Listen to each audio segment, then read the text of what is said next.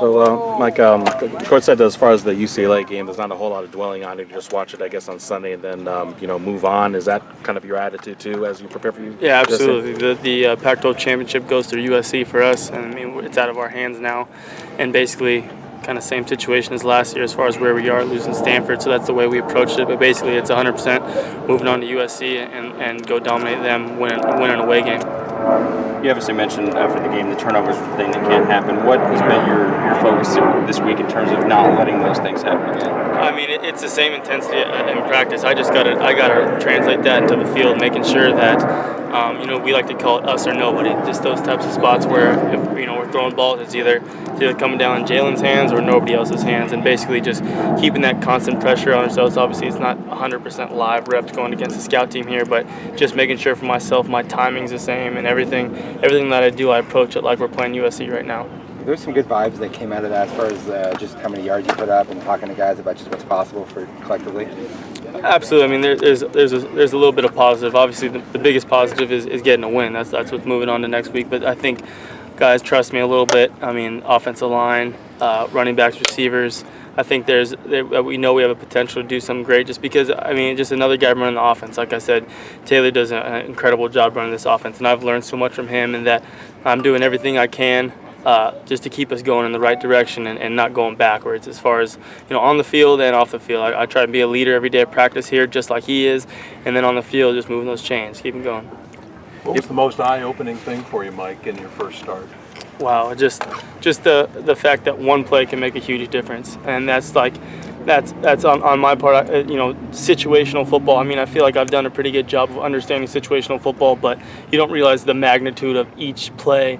When you're in a Thursday night primetime game like that, and basically, it was a huge learning experience. I wish it wasn't a learning experience, but basically, going into this next Saturday game, I've got even more confidence going into that game. I was just going to ask you, I mean, you strike me as a kid who's always been confident, but despite the turnovers, with what you did do, I would imagine your confidence has to be even higher, does it not? Yeah, absolutely. I mean, Coach does a great job of keeping us level-headed. It's not about yards, it's not about touchdowns that makes us excited. It's really about owning the football, 100% ball security. So as far as that standpoint went, I was brought down to reality as far as what a live situation can bring, and how those guys are on scholarship too, making plays on the other side of the football, and basically going out there this Saturday. I'm gonna have, obviously I've got one game underneath my belt, and now we can keep going forward even faster now. What is your sense of the team's mindset coming off that loss and getting ready for the Trojans this week?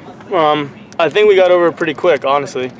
Come Sunday, I think we got such great players on our team with such great character that we don't dwindle, we don't talk bad about calls or don't talk bad about players and whatnot. We kind of moved on, we weightlifted, we ran, and we realized, you know what?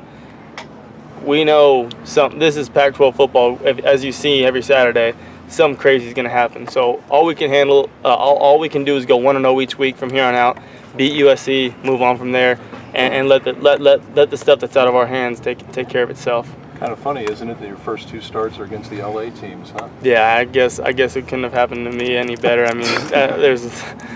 mean, those are two incredible teams, two great experiences for myself and this football team. But it's funny because I got a whole bunch of buddies over there on the other side of football. Would that be distracting at all? No. My best friend is number 99. He's on the nose guard all week. His name's Antoine Woods. I played high school football with him for 2 years, and I like I said before, he's going to be in a gas mask. That's my goal. So they're not going to be able to say anything about anything because they're going to be sucking wind. Mike, were your 68 attempts more a result of the game flow or something that was part of the game plan leading up to it? Yeah, it was game flow. I mean, when we were down, 31-14 or something like that, there's not really time to run the football. We need to get the ball going down the field, and you know what? We got so many plays going that 68.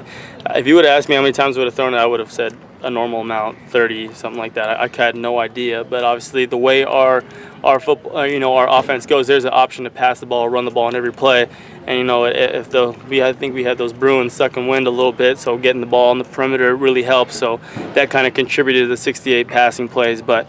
It's our job this week. If it calls for 68 pass plays, that's what it's going to be. But for right now, we got a great game plan of how we're going to attack them, and we feel confident about it. In that vein, when you look at the stat sheet and see 38 first downs, your pass attempts and completions, over 600 yards, you only punted once. What thoughts come to your mind when you look at those numbers? Just points, and just a lack of points. I mean, with those kind of numbers, we should be putting up 60-something points, and that's, I take that personally as a quarterback, as the leader of the offense, as the manager of the offense. If we have that kind of production, there's something backtracking us, and you can have 100 total yards of offense, but if you have 42 points, that's a win. But basically, just translating those big play drives, those heavy tempo play drives into 6 points. That's what we got to do this Saturday, and that's what's going to help our defense ultimately. It doesn't matter how many yards we have; it's how many points is on the scoreboard. Like I said, the flow of the game really dictated abandoning the running game, especially in the second half. Mm-hmm. Do you feel for this ASU offense to really be consistently successful every week, the run and the pass has to be much more balanced than it was last week? Yeah, what Coach says, which is something that I've really adopted since he's been here, is that we play offense with a defensive mentality. And the way that's going to happen is if we ground and pound. We get 5 yards a pop, then DJ goes for 60 yards. I think that's when we're at our best, not when necessarily we got to sit back and pick them apart, because that's not easy as a quarterback to sit, especially against SC. They're going to be dropping a whole bunch of guys in coverage or whatnot. So I think we got a great plan this week of being balanced, but really the game calls for what needs to happen. If they want to load the box, we'll throw it. If they want to give us the run, we'll take it.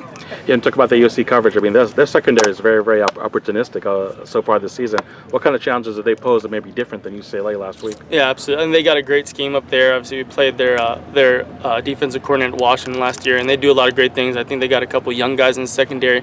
But, I mean, I know SC football. They're all athletic. They're all eager to play. They all, want to be jumping around when that fight song's going on. But basically, we're just going to do what we need to do. We got great guys who get in the right spot, and we got our receivers block real well. But basically, I'm studying like crazy as I was last week, and basically we're just going to put this offense in the best situation possible. But even compared to just a few days ago, just being in practice, did you feel just much more comfortable than you were this time last week? Oh, absolutely. As in anything. I mean, when you come out here to do an interview for the first time, it's just a little bit different. But I think just as far as like a mentality from the football team, I think that, I'm a real loud guy. So a couple weeks ago, I was being myself real loud, and then now I think they can believe in me a little bit more, knowing that I can produce for this offense or whatnot. But basically, like I said, if we do what we need to do, we got all the confidence in the world in guys like Manning, Colton stepping in to do what they need to do. So it's just a system. It's a product of Coach Norvell's offense. Have you talked with Antoine at all, or plan on talking with him this week? No. I'll talk to him Sunday when we beat him 42, so whatever the score is, and then I'll say, hey, buddy, if you want to come over for dinner sometime, we can set that up after the season. So, but I love him. I think maybe he'll text my mom or something like that. I think he'll text my mom, but it's gonna be pretty fun. How'd you two become friends in high school?